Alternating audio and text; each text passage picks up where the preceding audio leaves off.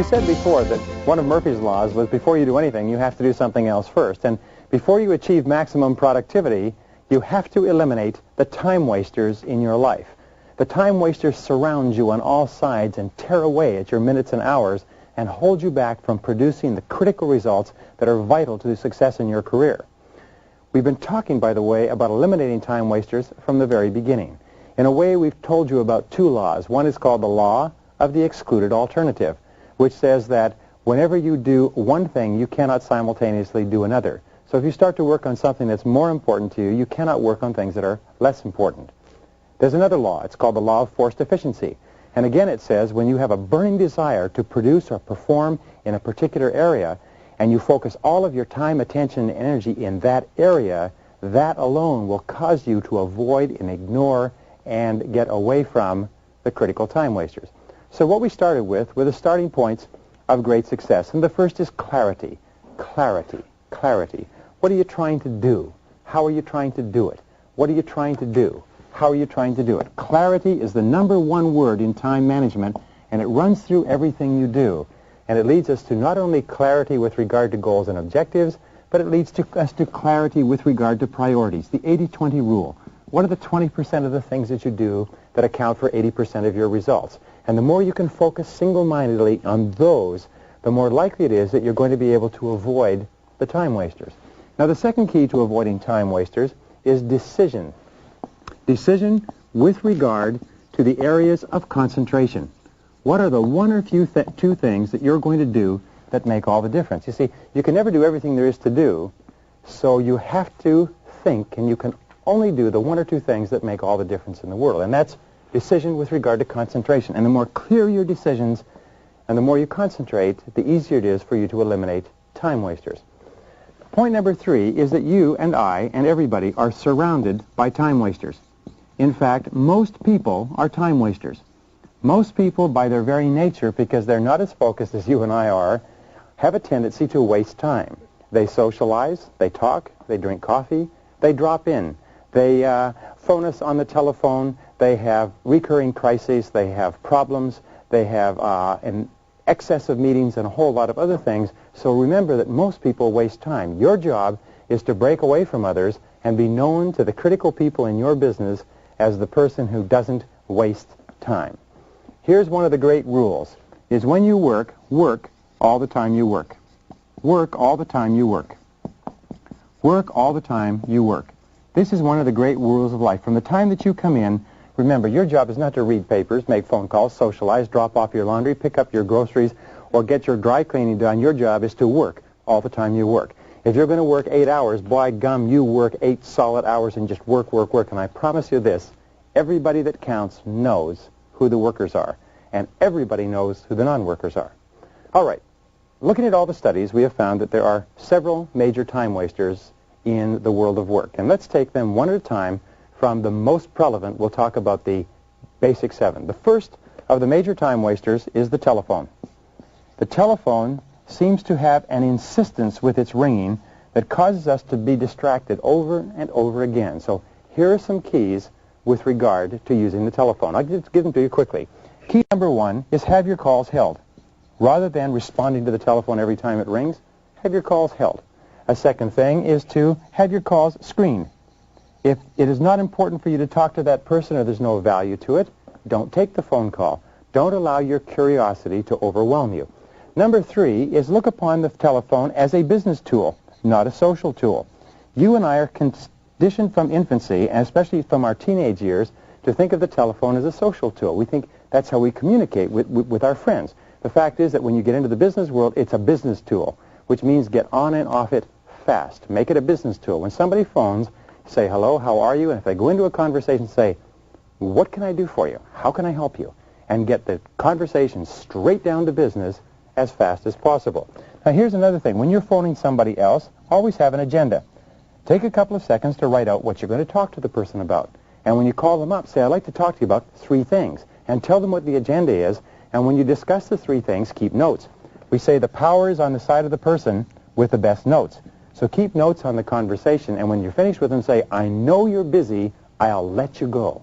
When a person is really conversational, likes to talk a lot, say, well, I certainly have enjoyed talking to you, and I know you're busy, so I'll let you go. Nobody's going to say, no, I'm not busy. So therefore, get on and off quickly. And finally, number 5 is batch your calls. So once you have collected all of these calls, return all your calls at the same time.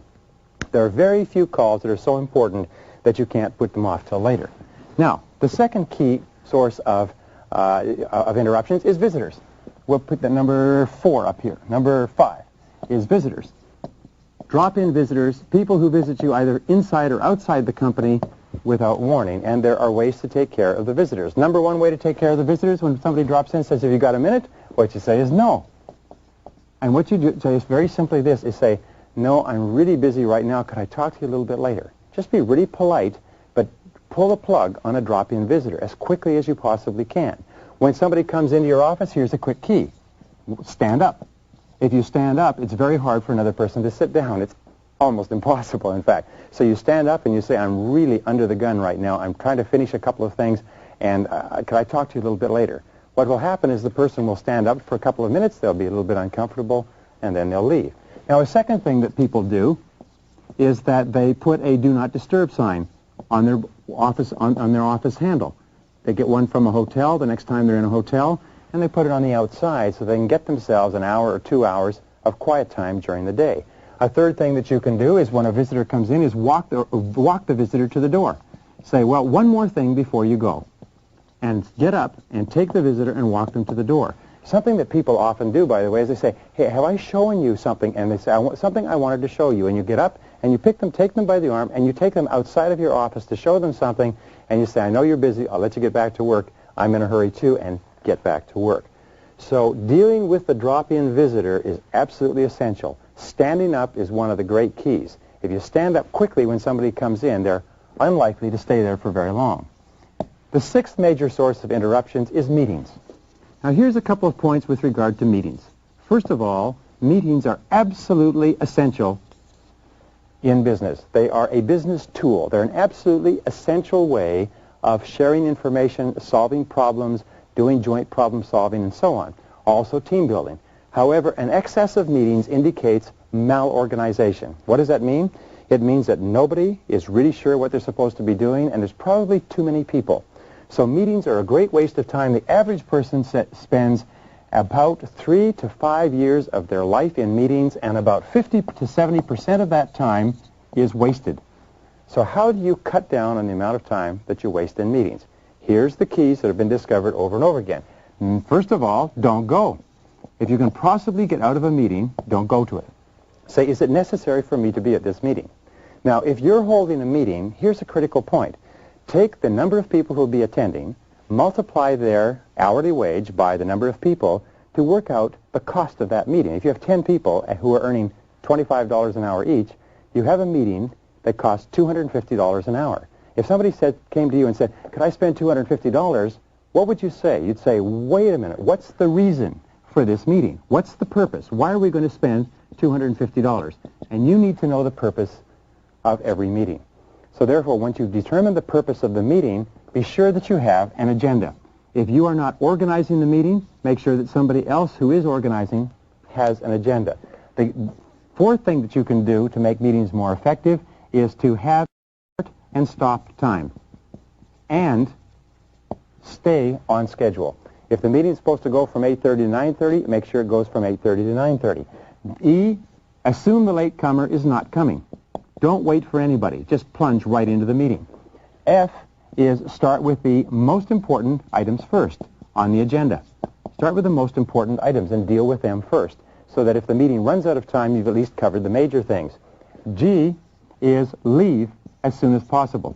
Ask if your item can be discussed, or the thing that's of relevance to you can be discussed, and then when it's over, leave as quickly as possible. And finally, the last is, if you're going to have a meeting, distribute minutes after the meeting, so that everybody knows what happens. Distribute minutes, and especially get closure on every item before you go on to additional items. Then distribute minutes so that everybody knows what was decided. These are the keys to making meetings effective. The 7th major time waster in the world of work is firefighting. Now, why does firefighting arise? Well, firefighting arises in one case naturally. You can't avoid it. Unexpected crises occur. However, the best way to deal with a crisis is to anticipate it. Now here's the rule. If the same crisis arises more than once, the reason that has happened is because nobody has thought about how to put into place a policy that deals with it. So the first thing in dealing with a crisis, A, is to stop and think. Before you react, stop and think. Get the facts. Get the facts. Ask questions. What exactly happened? When did it happen? Where did it happen? How did it happen? Get the real facts, not the assumed facts or the apparent facts or the obvious facts, but get the real facts. Get the facts, and the more slowly you go toward thinking through the crisis, the more likely it is that your response to it will be effective. C is delegate wherever possible. If you can delegate resolving the crisis to someone else, by all means do so. Big mistake. If you come up through the ranks, and one of the things you do is you come up as you deal with this type of problem, when you rise to higher positions, you'll have a tendency to fall back into your comfort zone and go back and try to deal with the problem. So firefighting is a natural tendency for us because it's comfortable, so delegate. And finally, the last key to delegation is decisiveness. Whatever you do, make a decision. Make a decision and then get on with it. Which brings us to the 8th reason for time wastage in organizations, and it's socializing. And as we said before, the average person spends as much as 30% of their time socializing. The fact is that socializing is a great waste of time, so what you simply ask is this what I've been hired to do?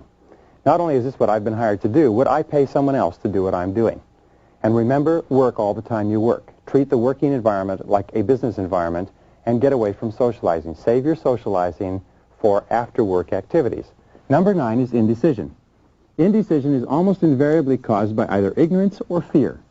And one of the things we know about this indecision is that 80% of all decisions should be made now. One question you always have to ask yourself is this a decision that has to be made by me? And if it's not, delegate the decision. If possible, make the decision quickly. And we say that successful people are not necessarily those who make the right decisions, but they make their decisions right. In any case, indecision drags out time more than you can possibly imagine. Number 10 has to do with knowledge workers. The fact of the matter is, today, most of our employees are knowledge workers. Knowledge workers are people whose work is characterized by producing results. They produce results. And it takes a lot of time and a lot of unbroken time to converse with knowledge workers, to help them articulate, to help them think, to dialogue, and so on. So you cannot rush dealing with knowledge workers. Critical point. Number 11, you have to ask yourself, whose time do you waste? Whose time do you waste? Because you are also a time waster for other people. Do you keep people waiting? Do you keep people delayed? Do you come late for meetings? Do you promise things and then not do it? So ask other people, how do I waste your time, and to do everything possible to eliminate it. The 12th form of time wasting is perfectionism, is trying too hard to do the job too well the first time. So ask yourself, how well does a job have to be done? And if you can do it that well, then don't worry about getting it right. Internal memos, things for internal distribution, don't have to be done perfectly every time. Number 13, major time waster, is television. Now, the average adult in America wastes 25% of their time, their discretionary time, watching television. The average adult in America could become rich if all they did was not waste their time on television. Now, the way that you deal with television is to first of all understand that excessive television watching, now not watching a learning program like this on video, but excessive television watching is very hurtful. It causes you to become passive. It turns your mind to porridge. It causes you to become apathetic. It causes you to lose your capacity to think critically. And what it does is it causes you to lose your aggressiveness. So here's the key to television. Cut down by 1/2 hour per week. Chief executive officers of Fortune 500 corporations watch less than 5 hours of television per week. And there's a direct correlation between the number of hours of television you watch and how far down you go on the wage scale. The people who watch the least amount of television and spend the most amount of time reading, learning, communicating, growing, working at their work are the ones who are the most successful. And finally, number 14 is non-goal-oriented activity.